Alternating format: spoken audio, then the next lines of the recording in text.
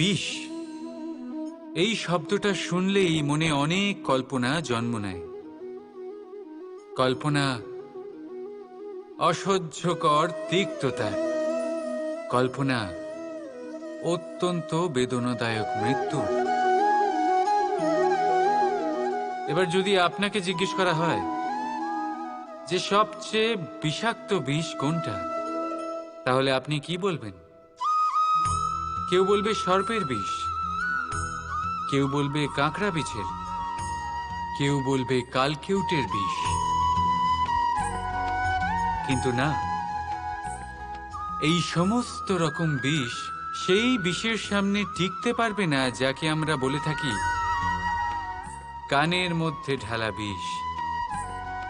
শুনতে অত্যন্ত মিষ্টি, কিন্তু তিক্ততায় অত্যন্ত বিষাক্ত। পেটের মধ্যে যাওয়া এই বিষ শুধুমাত্র একটি মানুষের মৃত্যুর কারণ হয়, কেবল একটি। কিন্তু কানের মধ্যে ঢালা এই বিষ একাধিক সম্পর্কের নাশ করতে পারে। আর এটাতে সেই ব্যক্তির ভুল নেই যে আপনার কানে বিষ ভরেছে। আপনি তাকে দোষ দিতে পারেন না। এখানে দোষ আপনার নিজের, যে এই বিষকে আপনি নিজের উপরে প্রভাব ফেলতে দিয়েছেন। এই বিষকে সুযোগ দিয়েছেন আপনার ক্ষতি করতে। এটা আপনার ভুল। সেই জন্য কুমন্ত্রণায় কখনো কান দেবেন না।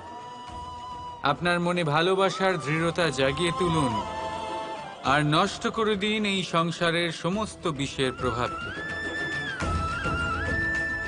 রাধা রাধা।